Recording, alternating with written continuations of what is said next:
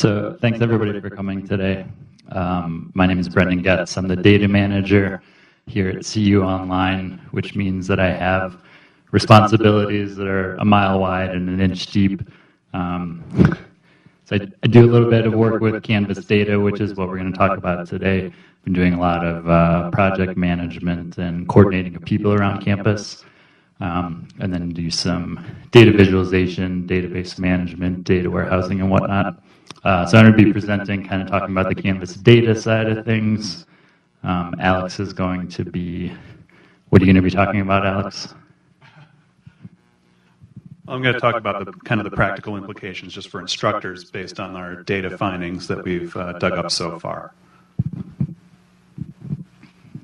Yeah, and so before we, I guess, move on, I'm interested in who's in the room, so if I could just see by a show of hands who has a faculty or teaching role.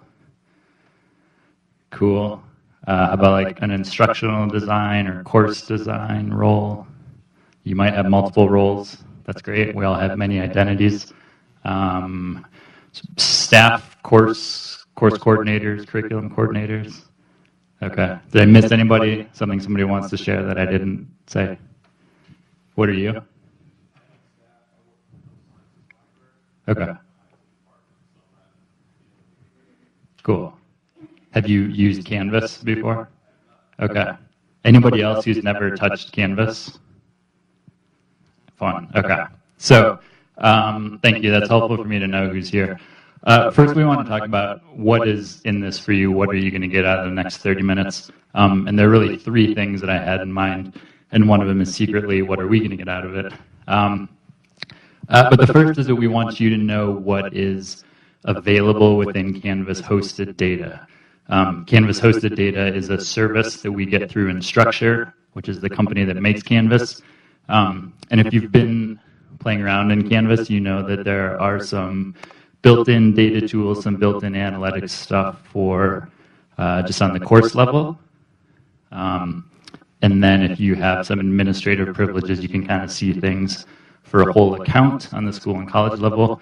But what Canvas hosted data does is it allows us to see things for the entire university. And so it gives us an opportunity to look at stuff in aggregate. I think one cool example is that there was a situation where someone was trying to look at syllabus data, and I think they were going through like course by course and pulling the syllabus or syllabi down for each individual course, which is a really tedious and manual task. And if syllabi are put into Canvas in the right way, you can grab that data from within Canvas hosted data and pull it down kind of all in one fell swoop. So we want to go a little bit just so you know what is out there, what is available, what types of things might be possible. And that kind of leads into the second thing, which is that after knowing that, our hope is that you will have some more ideas of things that we can do for you to support whatever efforts you're trying to do, whether it's teaching, researching, administering Canvas. We would love to hear what sorts of things might be helpful on your end that we might be able to get access to through Canvas hosted data. And then lastly, we're kind of going to go through that and just show you one project that I worked on with one of our student employees to dig into Canvas data. So we'll just give you an example of one thing that we did and talk a little bit about how it can impact course design and instructional design. So I'm going to switch microphones, and I'm going to dig right into what we were doing.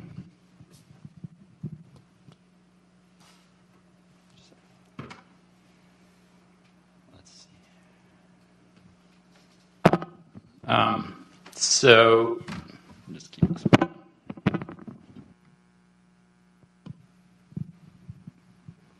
This is what we came up with. I'm going to start with the end product. Can you see that okay, folks in the middle of the room? Let me see if I can zoom in.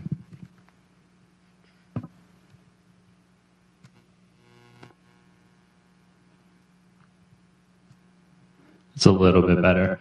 So what we have here is a dashboard that we call How Do Students Engage with Content in Canvas? And so what prompted this was that we had originally built the dashboard just looking at device usage in Canvas. We took a weak snippet, said, hey, what are students doing?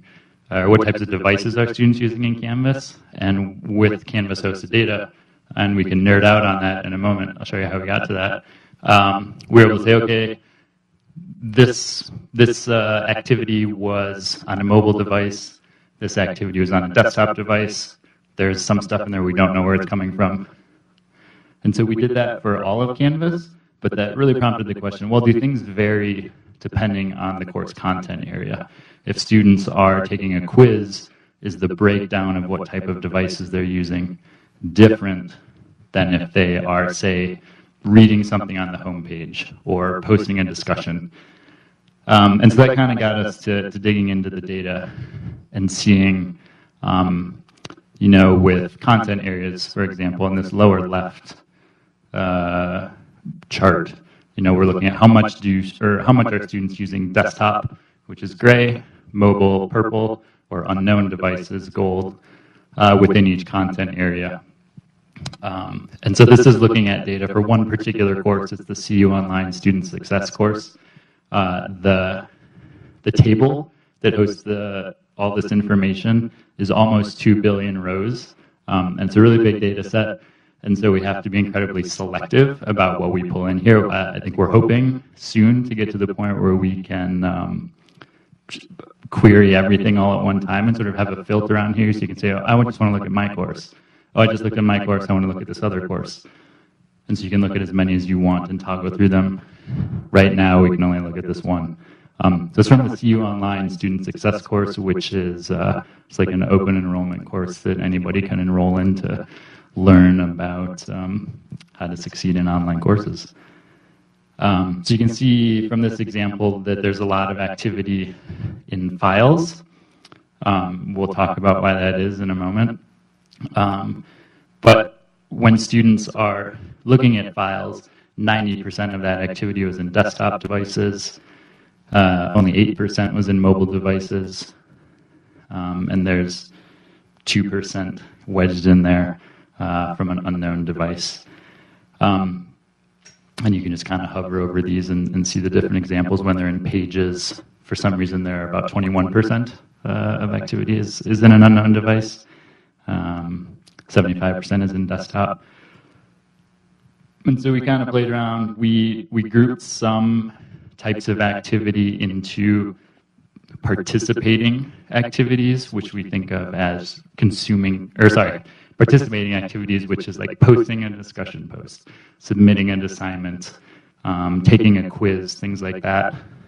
And then we've got the consuming category, which is reading content on a page. And so this was one that I found the most interesting. We're looking at whether students are using desktop, mobile, or unknown devices when engaging. And you can see when they're participating that 94% is on a desktop device. So when they're submitting assignments, taking quizzes, posting on a discussion board, 94% of that activity is in desktop, whereas only 5% is mobile. But then when we switch over to the consuming realm, the percentage on mobile devices bumps way up. So we're at 25%. So when students are consuming, at least for this course, it suggests that they're much more mobile heavy when they're consuming content versus participating. Yeah, I don't teach it. Yep. Yeah, so the question is, where's this data from? And it is one specific course. So what we can do, I know that this course maybe isn't super interesting to you, but what we can do is just go kind of one at a time, like after this or another day. I can plug your course code or course ID into the thing that pulls the data, so we could look at your course and see how it looks. Not right now. Yeah. You don't have the ability to do it yet, but no, I didn't. I think we're working toward getting there. Yeah, but it's good to hear that sounds like you'd like the ability to be able to look at your course. Absolutely. So this is the dashboard. I wanted to talk a little bit about how we got to this place, because it's not all peaches and cream, it's not this like perfectly easy thing where Canvas is like, oh, these things are participating, these things are consuming, or oh, these things are related to quizzes. It's kind of messy. And so I'm going to get out of this.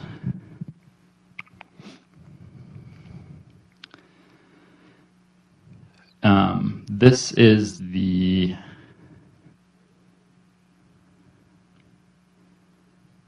data schema. We're going to start to nerd out a little bit, and so I won't go. I'm happy to like go into this way in as much depth as anybody wants after, but I'll keep it kind of broad. But I did want to like show you where this is coming from. So if you go to this web page,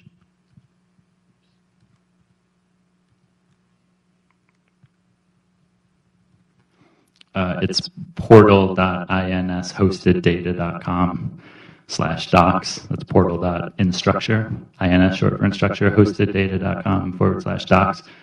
This is a list of all the tables and all the fields that are available within Canvas data. And so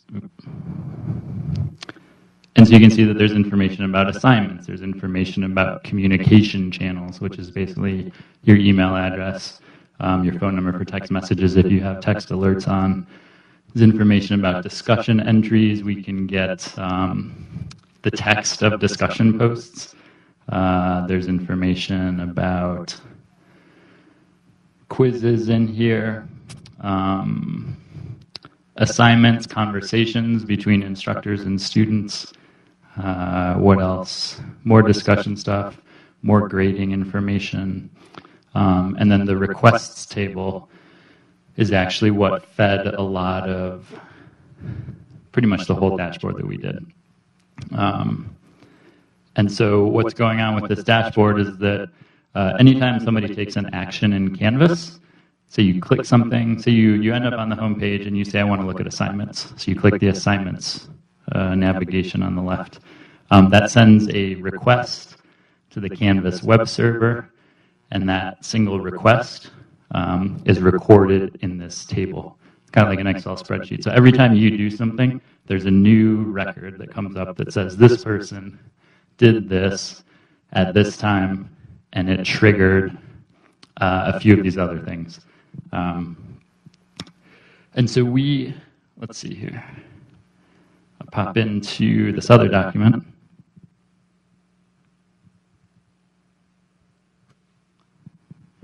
So we had to sift through, let's see if I can get an example. We had to sift through a lot of really messy data. That's kind of where I'm going with this. And so, let's see.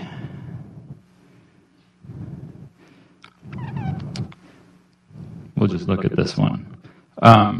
And so we kind of had to parse this and say, okay, we're trying to figure out what sort of requests that go to the web server are tied to announcements, And so we had a few different fields that we looked at. We were looking at the URL. And so you can see that this is what shows up when you click the announcements, or something of this manner shows up when you click announcements. And then there's some different things that happen on in the web world where you're saying, I want to get information, which is the HTTP method, or I want to post information, things like that. And then there's some different tools kind of behind the scenes that are working to say, hey, we're going to route you through an announcements controller, or we're going to route you through a discussion topics controller. And then there's an action, like what are we going to do?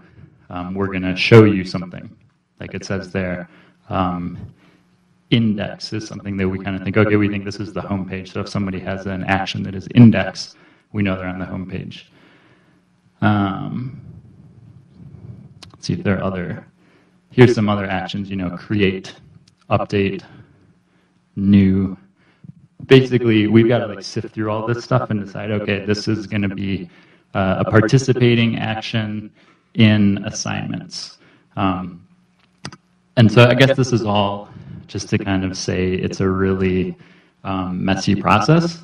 And we found it really useful because it kind of points out, our students using what we talk about designing for mobile a lot. And so we were able to get some ideas of, hey, it looks like, when students are participating, maybe mobile device usage isn't super prevalent, but when students are consuming content, mobile device usage goes way up. But I just want to kind of put it in the context of it's a really phenomenal guess. It's not perfectly 100% accurate, but we hope that it's something that you can use and that'll give you a good idea of what's going on.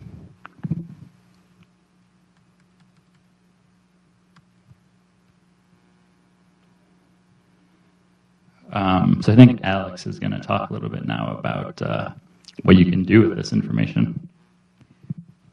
Cool. Take a look at my notes here. So yeah, as Brendan alluded to, I think when we go look at the mobile usage, there's a big assumption among the folks in ed tech and instructional designers that it's really important to design for mobile, going mobile first. And I think that's it's kind of just an accepted premise. But when you dig into Canvas data, we can actually go and find, scientifically how exactly students are interacting with it. And this allows us going forward to see over time, let's say if we redesign an online course to be more mobile friendly, will that in fact increase mobile usage? We need to kind of get to the root of that chicken and egg kind of question. Are students not interacting with content in the course because it's not mobile friendly, or is it just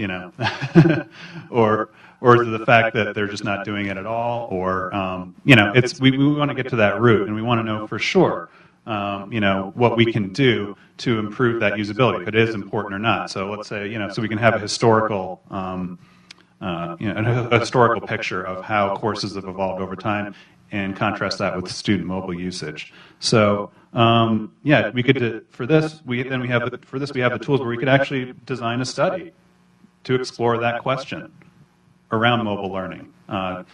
Maybe challenge those assumptions, maybe reinforce those assumptions about designing for mobile. I think overall, obviously, we want courses to be accessible, and so sometimes that goes hand in hand with mobile design too. But then also we can prioritize maybe too. We'll see. Okay, in fact, it's probably more important for you to get your content pages designed for mobility first, and then move on to things like quizzes, discussions, that kind of stuff. Down the line to make to assert those, because students' behavior might just say, okay, they're gonna use their desktop device anyway. And this will also help us flesh out exactly what it means to design for mobile. We can see what's effective or not in any given course. And I think this could also, as we alluded to before, we have the tools now where you can come see us. And we basically give your course ID to Brendan. He runs he runs the Tableau workbook on that course, and you can go see your individual course, how students are participating in that. When you go into, let's say, redesign content in your course, it gives us a tool to just kind of see, okay, is this how are students interacting? How would they like to interact with your course content? And I think with this data as well. We can also redesign our own online skills mastery course, which we teach for online instructors, and maybe prioritize certain types of content there regarding mobility. And so this is just like a kind of a drop in the bucket. This is just one aspect of Canvas data, the mobility question. We could go around a whole lot of other types of data, as Brendan showed. There's all sorts of stuff in Canvas data. It's not everything, but it's pretty close. So you could use that to reconfigure your let's say the way you communicate with your students. Something to add? Yeah, I forgot to mention that, and that's a really good point. That we kind of looked at that list of the information that's available within Canvas, but like Alex said, it's not every single activity or every single possible thing that you can do. But yeah, so I think the practical implications of this are pretty. I think are pretty interesting because I've always found it's when listening to like instructional designers and people in academic tech, there are just a lot of assumptions out there. I like to have data. I like to have solid information as to testing out these assumed best practices about designing your online courses, making your courses engaging, and all that kind of stuff. And now we do have the tools to get that done. I think it's pretty interesting. It's very and it's nice to have the resources to have someone like Brendan come in and design some of these visualizations. And you're doing some other work too as well, where basically you're taking not just Canvas data, but data from the SIS and all that kind of stuff to generate some of those other reports. I don't know if you want to touch on those at all, but I think we're building a data warehouse. We're trying to share information between at least the medical campus and the downtown campus. And there are wider ranging implications beyond just course design. Yeah, so hopefully this catalyzes some things in the course design, instructional design world, but what it's also done is catalyzed sort of a big analytics, business intelligence, data movement on campus to try and get different groups working together. So we've been working with institutional research. We've been working with the Office of Analytics for Enrollment and Retention. We're doing things within OIT, working with some folks at the School of Medicine. Admissions, budget and finance. And so I think the exciting thing about this is that it isn't just stimulating discussion on the course design or instructional design level, but we're starting to see, with the use of these great data sets and with the use of tools like Tableau, which is what I use to build that visualization, it opens the doors for a lot more stuff. And so one thing that's kind of our next step in this data journey, I suppose, is building an enterprise data warehouse where we'll be able to pull in Canvas data and pull in SIS data for student information systems, maybe pull in research data, pretty much pull in whatever you need to answer the questions you're trying to answer. And so we're starting to work toward getting the resources to build that data warehouse. I wanted to touch, just to go back to that sort of like, this isn't perfect. Where did you go? This files piece right here, you'll notice that files looked, so there's basically, we got the percentages here of how much of the activity within this content area was mobile device or desktop device, but the length of the bar is like the raw count of the amount of activity in that content area. And so you'll see that, for example, files looks like it was the most active place in this course. But there aren't actually any files, there aren't PDFs in this course that the students are going to read. There's not much like file content per se. And so this kind of transitions into the what's next for us, is that we have to do some digging, because I think what was happening here is that there are files embedded on each page. So there's some image files, for example, that aren't necessarily part of the content. They might be part of the content. They might just be more decorative. But what happens is when you go to a page that has a file embedded on it, there's also sort of a piece in that request table that says, hey, we pull the file too. And so pretty much anytime you go to that page that has a file on it, it makes a record for the page that you were looking at, and it makes a record for the file. And what that means is that this is just a bunch of noise. Like, students weren't actually looking at files a whole bunch. They were really looking at, maybe a content page. But there was a file on there that wasn't totally relevant to the content. So we kind of have to sift through this more and be like, okay, how do we make sure we're weeding out things like file requests that show up that aren't really meaningful? Yeah, there were 0 Word docs or PDFs in this course. And so that was kind of, yeah, so looking at that files thing, we're like, oh, there's something, there's something up with this. Yeah.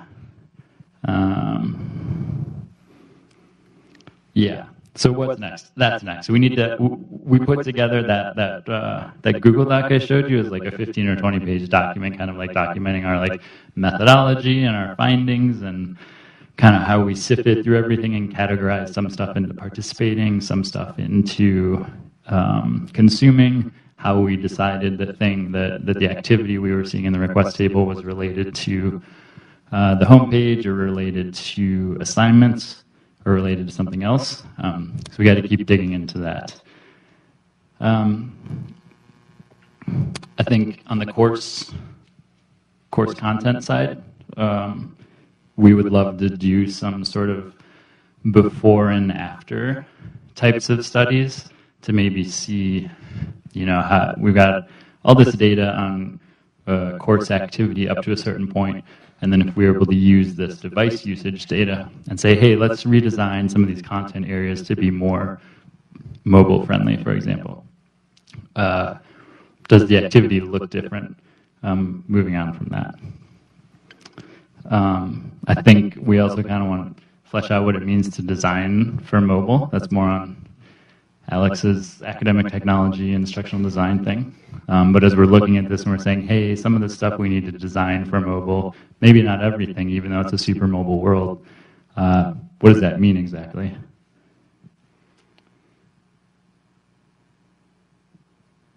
Yeah, those are kind of the big next steps for us. So we got a couple minutes left. Are there any questions, any comments, any ideas that you have after seeing a little bit more about what can be done within Canvas data? Yeah.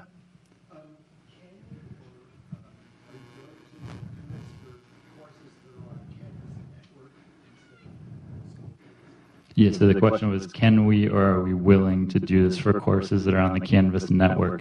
I don't know what that means. Does that mean that it's not like our UC Denver hosted instance? It's more like a public Canvas? It's like their MOOC platform.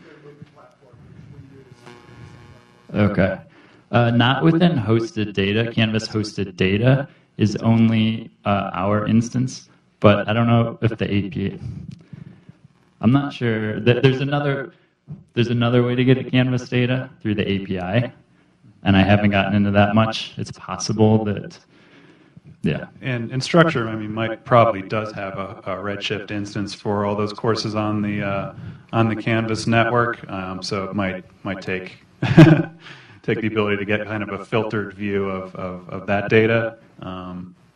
But a lot of it also, if it's just a single course, it might just be able to use the API to pull most of the information that you need.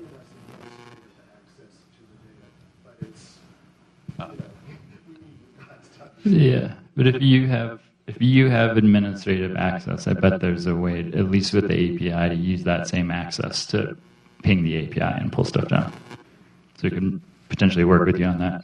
That would be great, because I'm sure, like with your course, there's you have a ton of student data, like a large data set, right? And with international students, everybody has a cell phone, but very few of them are smart. So their use of the mobile device is almost zero. Right. You saying the mobile device is not smart, or the student's not smart? Yeah. Okay. Yeah.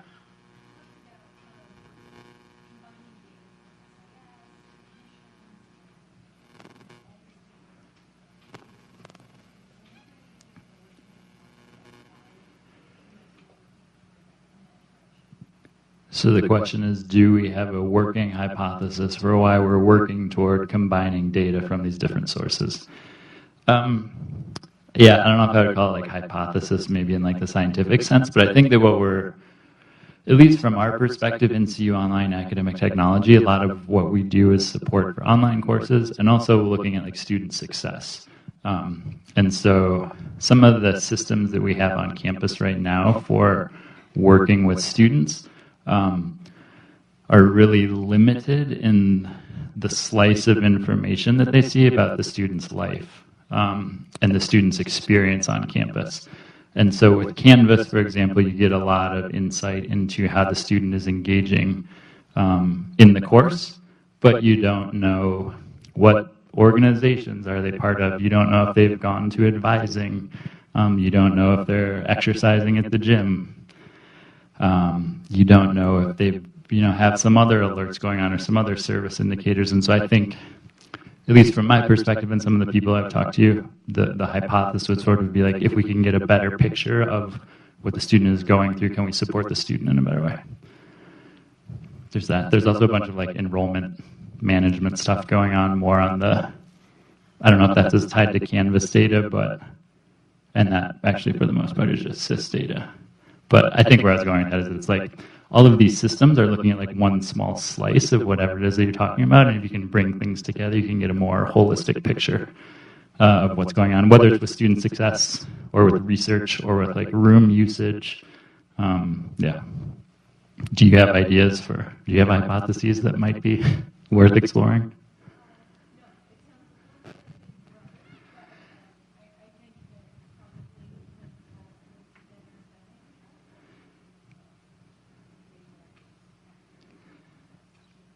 Yeah, and so there are certainly some important conversations to have about the ethics of looking at all these different things. Yeah. I think that's a good point. Just to underscore it, something we won't have time to talk about, nor is it the purpose here, but just privacy concerns here. Yep. There are privacy concerns for sure, and we haven't quite gotten to the point where we're actually pulling in a lot of this stuff, but in those conversations we have thrown out these ideas of like opt-in versus opt-out. If we're looking at students, for example, and we're talking about looking at card swipe information, looking at like what buildings are they going into? Are they going to the fitness center? Do we handle that in like we're collecting data automatically on everyone and someone can opt out of that if they want? Or do we start with we don't collect it on anyone and people can opt in? Yeah, those are questions that we will be having discussions about as we go down this path. I think we have until 10:15. Yeah, we're at time. Yep. Okay, we're out of time. Thanks a lot for coming. There are some session evals on the table up front by Jason here. Feel free to fill them out. If you're more interested in the mobile device stuff, I think at 10:30, you can check your calendar, but Kate Miller is due. It's Kate, I think that at 10:30 in a different room, Kate Miller is doing like designing for a mobile workshop if you're interested in the mobile stuff. Otherwise, there are other great sessions. Thanks for coming. And also, we have our photographer out there. If you need a professional headshot, go see Brian and Trevor out there in the hallway. They do a great job. Mine looks awesome, I think. So.